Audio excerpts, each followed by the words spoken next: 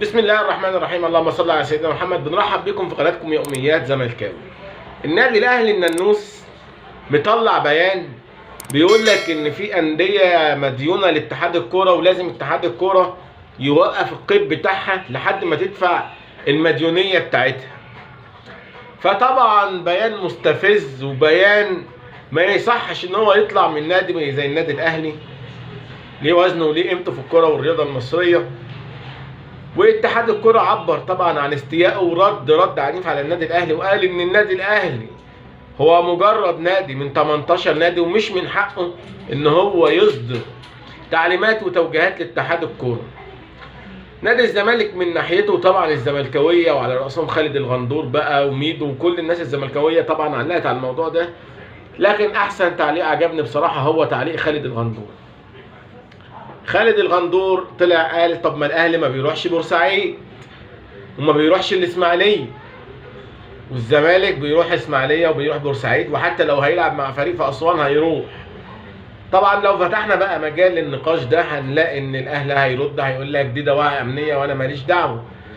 فطالما انت مالكش دعوه يبقى خلاص انت تخليك في حالك وما تتكلمش في حاجه ما تخصكش. اتحاد الكوره ما كانش عينك الوكيل بتاعه تحل له مشاكله، ونادي الزمالك اصلا عنده ازمه ماليه وصعب ومستحيل ان انت نادي الزمالك يشتري لعيب واتحاد الكوره يرفض يأيده لنادي الزمالك، لانه ساعتها هيبقى بيضعف المسابقه، والمنافسه بين الاهلي والزمالك هي اللي بتدي طعم للكوره وللرياضه المصريه وللدوري المصري وبطوله الكاس واي بطوله بيرعاها لاتحاد الكوره.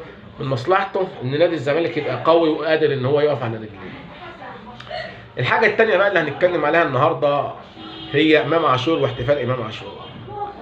انا شفت بصراحه يعني بعيد عن الكوره بقى ان موضوع امام عاشور والاحتفال بتاعه، يعني الراي العام المصري كله تقريبا في العالم العربي كله بيتكلم عن الاحتفال، وانه جاب بالونه بيضه ونفخها وراح دايس عليها برجليه، ومن ساعتها والدنيا مقلوبه. امام عاشور بيهين نادي الزمالك، امام عاشور بيهين النادي اللي هو صاحب الفضل عليه.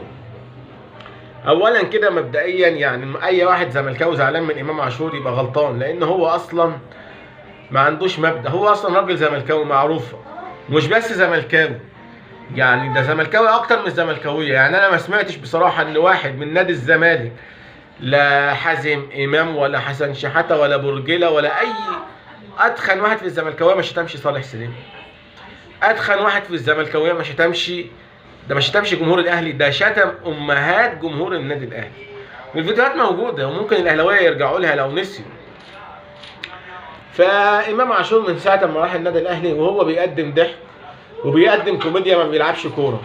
فكون بقى ان الاهلي كان لسه مرزوع من باتشوكا ومغلوب من شباب بلوزداد، والدنيا طبعا قايمه مش قاعده ضد النادي الاهلي، فعايزين نشغل الجمهور الاهلي باي حاجه، فنطلع نعمل اي منكش اي حركه كده تلفت انتباه الجمهور وتنسيه الضحك اللي بيقدمه امام عاشور وكهربا والناس دي اللي فضيح. وعلى راي مرتضى منصور لما قال انا بدي الخطيب هديتين، امام عاشور وكهربا، طبعا هو ما قالش هديتين.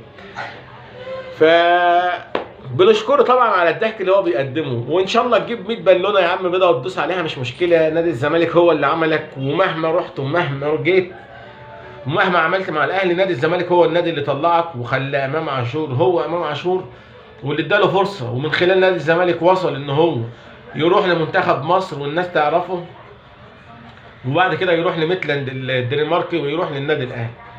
فمهما عملت يا امام عاشور هتفضل ناكر لجميع نادي الزمالك عليك ولجمهور الزمالك اللي عملك واللي طلعك بعد ما كنت جاي، مش عايز اقول لك جاي من غزل المحله في توك توك ولا جاي من غزل المحله عامل ازاي. ده بالنسبه لامام عاشور. اما بالنسبه بقى للنانوس فيا ريت والله فعلا انا معاك ان نادي الزمالك ما يقيدش لعيبه الا لما يدفع الفلوس اللي عليه، بس بقى المفروض ما فيش اي فريق يتاجل له ماتش حتى لو كان عنده 100 ماتش بره. كل الفرق على مستوى العالم بتلعب مبارياتها في مواعيدها. كمان مفيش فريق يلعب في استاد القاهره على طول ما يروحش الاسماعيليه ولا بورسعيد، لا انت مش على راسك ريشه. واذا كان على الجمهور والدواعي الامنيه الماتش يتلعب من غير جمهور مفيش اي مشكله، عادي جدا، بس تروح بورسعيد وتروح الاسماعيليه زيك زي اي نادي في الدنيا. فالعدل والمساواه مفيش احسن منهم بين جميع الانديه. وبشكركم والى اللقاء في مزيد من الفيديوهات على قناتكم يوميات زملكاوي.